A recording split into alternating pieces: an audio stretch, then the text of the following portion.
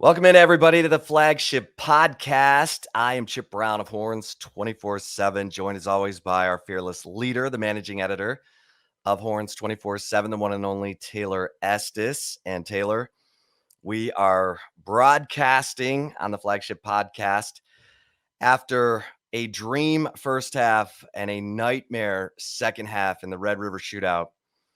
It turns into a 55-48 loss for the Longhorns after leading 28-7 and even 41-23. They were up 18 after a 41-yard field goal by Cameron Dicker with 2 minutes and 45 seconds left in the third quarter. And as well as everything went for the Texas Longhorns in the first quarter when they outscored OU 28-7.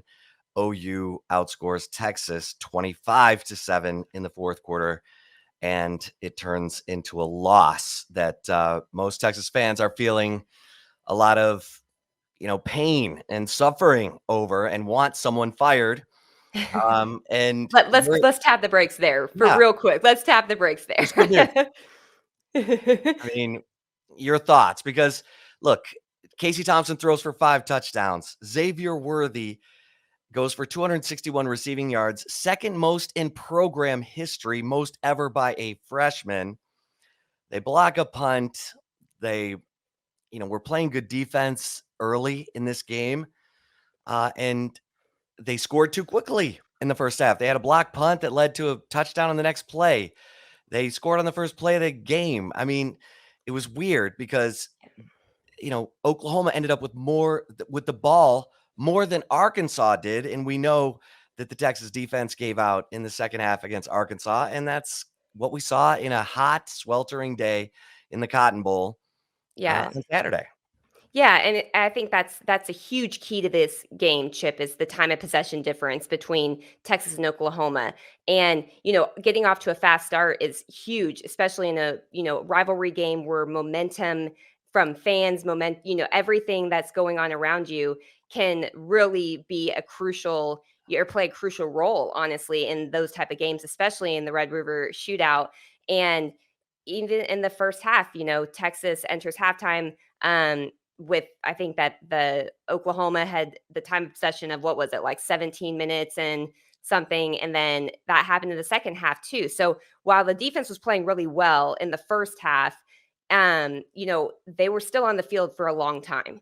And then come in the second half, Oklahoma has a quarterback change to, Caleb Williams, and let's be honest, I'm not sure if he's going to lose the job anymore. Like that kid is impressive. Now I kind of know why OU fans were kind of calling his number. They think they did that a little prematurely without seeing him, but still, I mean, the Taylor, fact that I'm just going to jump in real quick on Caleb Williams. I think Texas wins this game by 30 if he doesn't come into the game. Spencer Rattler was rattled. He threw an interception. He fumbled the football, and Texas was punishing those mistakes. Caleb Williams comes in on the first play, runs for a 66-yard touchdown, and then Lincoln Riley takes him out of the game and then reinserts him and never takes him off the field. But Caleb Williams was the difference for OU. Yeah, and when you're already a gas defense being on the field for 17 minutes and 28 seconds in the first half, and then following up being on the field for 17 minutes and 55 seconds in the second half, you have to make in-game adjustments. Obviously, that is the key to football. But when your offense cannot convert on third down, Casey Thompson's getting it just punished every single, drive, it seemed like. I mean, my goodness. Quarter. Yeah, in the third quarter. All the offensive line penalties in the third quarter. Every single possession had an offensive line penalty. Yeah, and when the defense has, a 1 minute, to try to make those adjustments, get the call down from the box down to the coaches on the field, and then tell the players once they get off the field, hey, we got to make these adjustments. Oh, sorry, 1 minute's up. You have to go back on the field. That's a recipe for disaster. And I know that the defensive staff's going to get a lot of blame. There was obviously a lot of issue. There were some big plays that were given up. Oklahoma made some really huge big plays that just fell their way, where those plays didn't go Texas' way in the second half. But, I think the 52-yard touchdown catch by Marvin Mims against Darian Dunn. Dunn has pretty good coverage Yeah, he does. Mims makes a spectacular catch and somehow keeps his feet in bounds, and it's a 52-yard touchdown.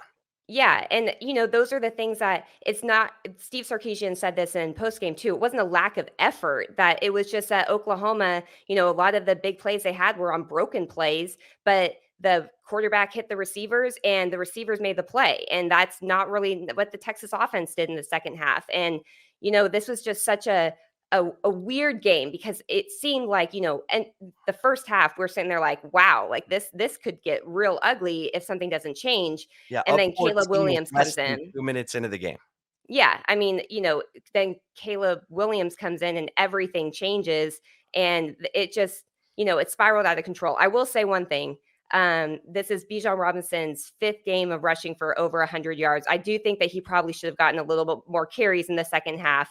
I'm not sure, what the decision was there, but there's a lot of things that you have to question. But this was a great performance by Oklahoma. It wasn't a terrible performance by Texas. I'd say it's a terrible performance by the Texas O-line. Would you agree with that? Yeah, it was a really, really tough performance from the Texas offensive line. They were getting punctured.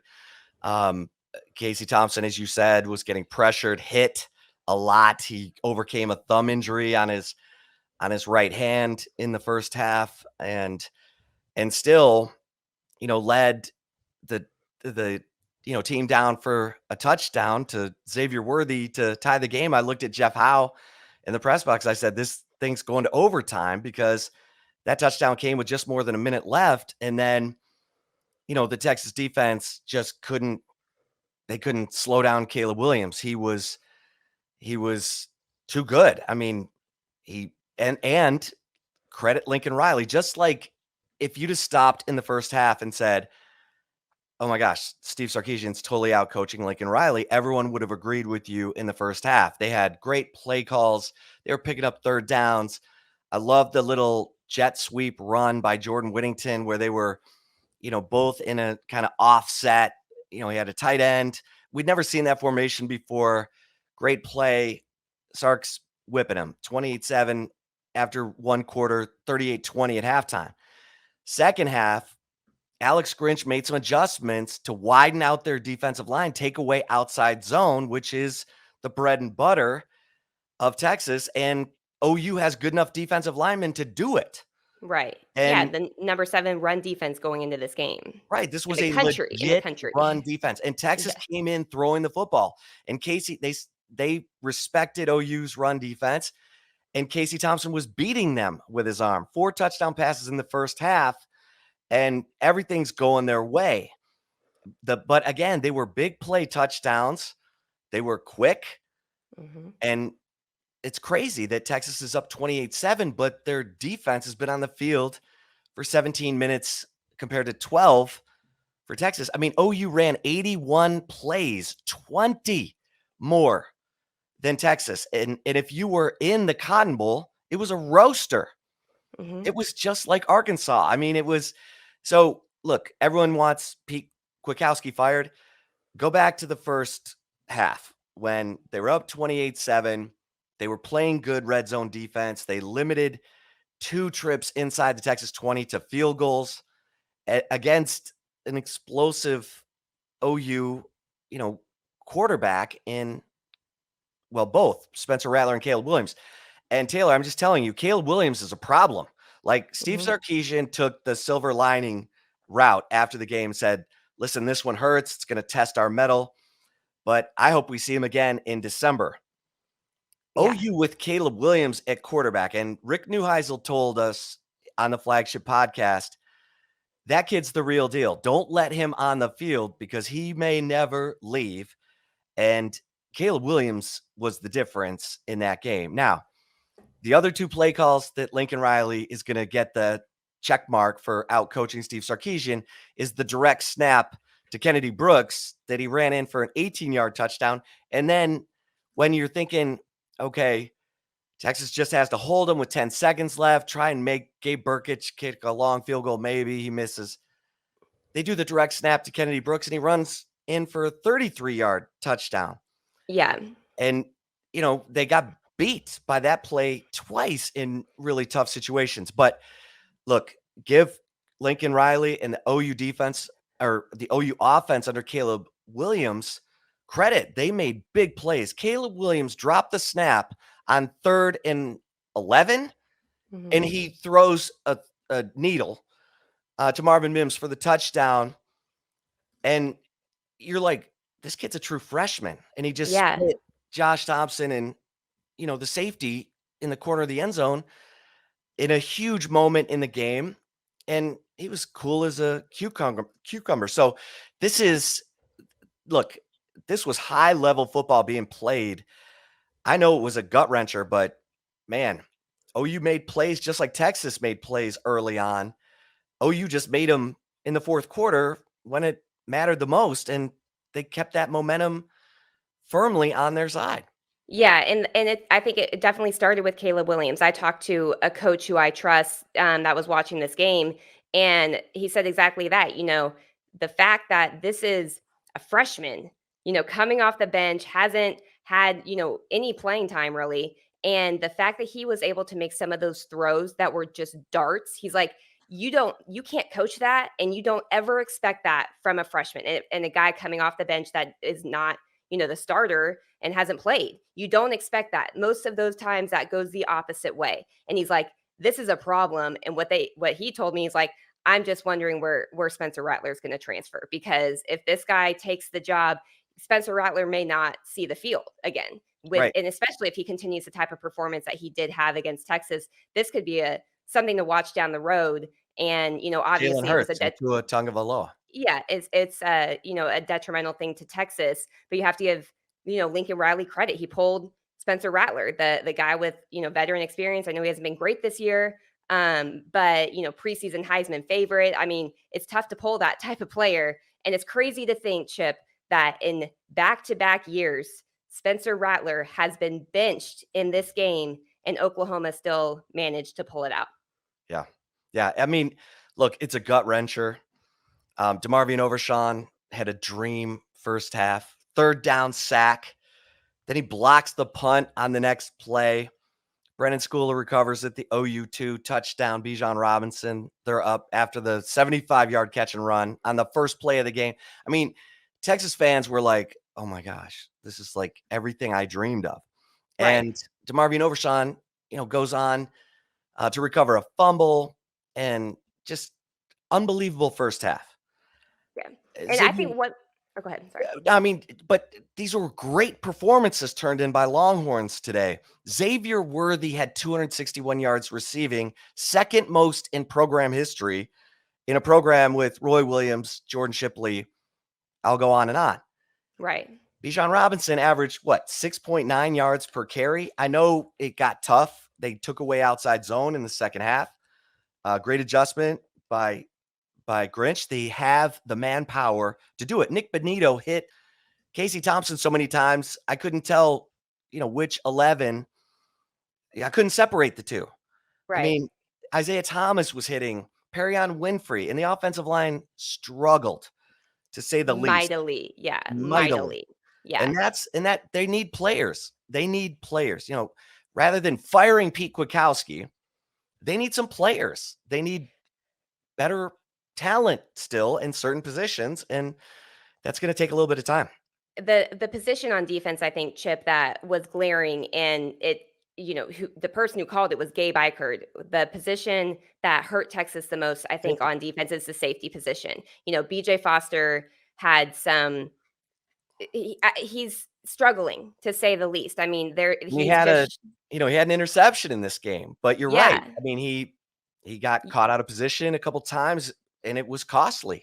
Yeah, and I think that Texas needs a little bit more help at the linebacker position still, and then the safety position. So the middle of the defense is where the second level middle of the defense, second and third level, is where Texas really does need more help, and that's something where the thought that this one game goes bad, or one season, the first season of a new coach goes poorly on one side of the ball, fire the coaches. You know what that just does? That just Continues to spiral. Like, why is Texas still in undermines the this program. position? Yeah. I mean, like I've never seen a defensive coordinator at Texas in my career finish year 3 of their job. So defensive coordinators come in, they are taking over at, players they didn't recruit, guys that they don't know. They're trying to get to know they have to adjust their schemes to fit these players, the players fit, make sure that they're put in the best position to succeed. They get their first class in, and then they can't even recruit their first and second class as upperclassmen because they get fired. It's Right. like, this is fans. I understand that there is a like it's now or never. Win now. That is like my way or the highway. Win now or you're gone. That is not how you build a championship program. That is how you actually hurt yourself from having a championship type of program that continues to be competitive every year and every year. And you may have one good year, and then the next year, look at 2018 with Texas. They go to the Sugar Bowl. The defense, his Todd Orlando's first year, defense playing good. Second year, pretty good. Third year, he gets fired after he has to, it's just like, Right. just tap the Revolving brakes a door, little bit. and Yeah, it is. you It's what you coaches' won't careers go to die. Do you and want to you be won't that program? you wanna be Auburn Yeah, because after a while, you're not getting the top level coach because you're irrational and exactly. impatient and ridiculous. So, here's the thing, Taylor, I think we gotta give credit where credit's due, and I think we have. I mean, I think you give credit to OU's front on defense. Their run defense is legit. It is Yeah, totally legit. Their defensive line um, was a problem again for the Texas offense, and they were getting pressure on Casey Thompson. That's the other thing. I mean, Casey Thompson was under pressure all day and threw for 5 touchdowns. Like, he played the dream game for, if he would have gone to bed and said, "Dear Lord, I mean, if you could bless me with 5 touchdown passes tomorrow against OU," he would be jumping for joy. And if you'd have told every Texas fan that Casey Thompson was going to throw for 5 touchdowns against OU, they would have all said, "Oh my God, we won in a runaway." hmm So you can't overlook some of the stuff that actually was a positive. Xavier Worthy dropped everything last week. He caught 9 passes on 11 targets for 261 yards and 2 touchdowns. Now, he had the horrible fumble because he's trying to make something happen when they didn't need him to make something happen. There were 7 minutes left in the game, and he brings out a kick 5 yards deep in the end zone, and he gets stripped, and it leads to a touchdown, like bing, bang, boom. And that was sort of the death spiral. yeah. So people are going to be like, what was he thinking? You know what he was thinking? He's trying to help his team. It's a freshman mistake, and he caught 261 yards of footballs. So, I mean, it's like, stop and take a breath. This was a great game, played at a high level by high level players. You can talk about, our defense gave up. Caleb Williams could be Vince Young, folks. Hate to say it. That Yeah, kid's special. yeah. And And then Spencer Rattler is transferring. I mean, that's yeah. it. It's the Caleb Williams show. And they're going to be a problem with Oh, for Caleb sure. Williams. They are, yeah. And another player that I think deserves some credit is Joshua Moore. Everyone's been down on Joshua Moore this season. Like, what's going on with him? Why is he not involved? What's going like he's not getting better, he's getting worse. He had 4 catches for 70 yards and 2 touchdowns. And I think if you're looking for I guess the glimmer of hope for the offense is the fact that that's a type of, players can get in their own head. And then it starts to get into a situation where it's like, oh my gosh, I can't make a play. Now they're going to not throw the ball to me or something like that. Where this is a confidence booster, I think, for both Xavier Worthy and for Joshua Moore from a personal standpoint. Obviously, you don't want to look at every game from a personal standpoint at all, but you have to take the good from it too. And you hope that this type of performance by both of those receivers who have had up and down games this season gives them that confidence to continue to make plays moving forward. Because if you look at the difference in this game was Oklahoma made those big plays, the broken plays that all of a sudden they pulled down, for touchdowns. It wasn't just the quarterback, the receivers also made the play, and you look at the flip side, Texas didn't always make those plays. It was close. Marcus Washington, it was a game of inches for a reason, but that pass in the end zone that he caught, which was an unbelievable catch, but his foot lands out of bounds. That's where it's just the mental aspect of the game, a game of inches. But you want to hope that the players that have been kind of up and down or struggling or not any, impact makers in games so far this season. The Xavier Worthy, Joshua Moore, having those type of like solid performances were much needed and could help them moving down throughout the rest of the schedule. And I will say this, I hate talking about officiating, but Tavondre Sweat got held on the 52-yard touchdown pass to Marvin Mims, and I don't know why. He got held twice, and they didn't call it. I don't understand. Tavondre Sweat is the best nose tackle on this team and gets the most penetration, and he's got to command some more respect. Either Sarkisian's got to, petition the Big 12 office. He's getting, penetration. He's in the backfield and he was getting held and it wasn't called. I'll leave it at that. But you're right. It was Marcus Washington's toe out of bounds, Marvin Mims' toe inbounds. Mm-hmm. That's how close this game was. I mean, yeah. And they can we scored the please game-winning points with 3 seconds left in the game. Right. And That's a can we hell of a please game. Yeah, can we please just acknowledge that this game never needs to be called anything other than the Red River Shootout, because it was called that game for a reason, because of games like this. I mean, like, I know Texas fans probably are like, shut up, like, stop trying to talk this game up, because they ended up on the losing side of it. But college football as a whole was gifted one of the greatest type of rivalry games that you want to see. And that is why I refuse to ever call it anything other than the Red River Shootout. And if that makes PC crowd angry, so be it. I don't really care. This is a shootout for a reason. It's not a violent thing. Preach. It's a shootout. And so we're going to always call that here on the Flagship podcast moving forward. But there's definitely a lot of work that Texas, has to make, and they need to do it soon, because Oklahoma State is up next on the schedule, another 11 a.m. kickoff. And, Steve Sarkisian after the game did talk about this is going to be a really, true test of the team's mettle, because they have to really overcome this. And these type of rivalry games can be really emotional and devastating, especially in this type of losing fashion. But as you mentioned earlier, I did like that he said, I'm want to face these guys again in December, because I think if these two teams face off in December, I think Texas probably has more of an advantage, because the reality is it's hard to beat the same team twice in the season. So if Texas can make it through Big 12 play, make it to a Big 12 title game, that's a tall task to ask in a first-year head coach's job. But still, if that does play out this season, then I like Texas' chances.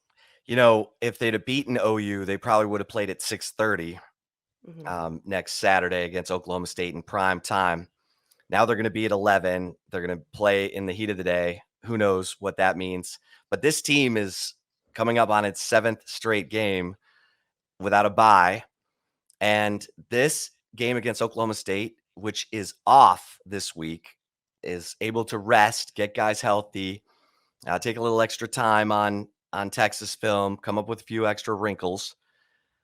This is going to be a true test of – we talked about it before the OU game, Taylor, that Oklahoma State game was going to be a true test of this team's ability to grind and prepare and stay in it, because Oklahoma State, undefeated, people can talk about, oh, they barely beat Boise, they barely beat Baylor, whatever. They're undefeated, and they've got good skill, and their defense is legit, and this could be a carbon copy of the OU game. So this game Saturday against Oklahoma State is going to be an incredible test of where this football team is mentally after letting go of a dream first half and having it turn into a nightmare second half.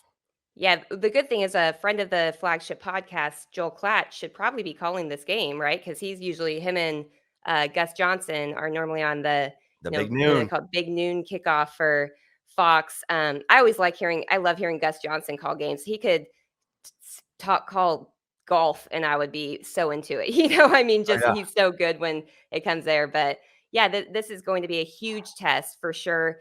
As you said, we did say that before the Oklahoma game, even more so now, because while this loss looks bad or feels bad for both the players, the coaches, the fans, everybody, the reality is the Big 12 title hope is still not out of the question at this point. It's still, on the table if Texas can take care of business against, Oklahoma State and then the remaining teams on the schedule. again, a lot to ask of a coach in a first year, especially considering all the stuff that they've gone through at Texas since he was hired there. So it's definitely a lot to ask, but it's still not out of the question. So I think you have to kind of focus on that. This team has to focus on that, get over this loss, and make sure that they're ready against Oklahoma State. Because if they lose against Oklahoma State, then the title hopes are probably spiraling out of their hands and out of control, right? Yeah. Well, Yeah. we'll end it on this. Bijan Robinson, in his post-game comments, said the team was surprisingly positive Hmm. after that game. So think about that, fans. If the players who are out there bleeding, sweating, and giving it everything they had, even though it didn't seem like it defensively, they were. Hmm. Bijan Robinson said the team was surprisingly positive Yeah. in the And locker room after that game. That is a blessing. it is. And one quick note on Bijan Robinson, his performance may get overlooked, but that 50-yard run that he Oh, had, I mean, Reggie Bush tweeted at Bijan about it, and he said, "I like number 5, and I like the jersey," or I forget exactly how he said, but he commented on it. We talked about, I talked about last week on the Flagship podcast how if Bijan can follow up that TCU performance with a solid performance against Oklahoma, then it could potentially be a Heisman defining moment for him. And that 50-yard run, I saw that and I was just like, I mean, Chip and Jeff and I, a little behind the scenes, we're sitting in the press box together and we watched the replay and we're counting how many defenders from Oklahoma were within, tackling reach of Bijan. And he at one point had, made such a cut that 3 of the OU defenders tackled each other like on it collided. because, yeah, I mean, that kid, and I hope his performance does not get overlooked because, of the outcome of the game. But he is so special, and Texas needs to start the Heisman campaign for Bijan Robinson now, especially if they lost this game, because they can't do what they did to Deontay Foreman, where they started in mid-November on a team that's not a contending team. That's not the best thing. Bijan Robinson deserves the hype. He deserves the credit, and Texas needs to do him a favor so that he gets that that call to New York as hopefully at least for a Heisman finalist.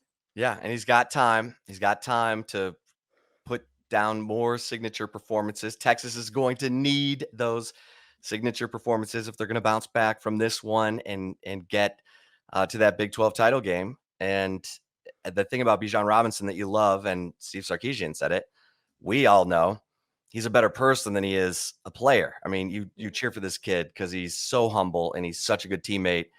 And for him to say the team was surprisingly positive after that loss, that's something you can take from this Flagship podcast and say, okay, you know what? There was some positive in there. As much as this hurts, it's all about how you bounce back from this. So we will be back on Monday to talk about how Steve Sarkisian and the Longhorns are bouncing back after watching the film and having a little time to reflect on it.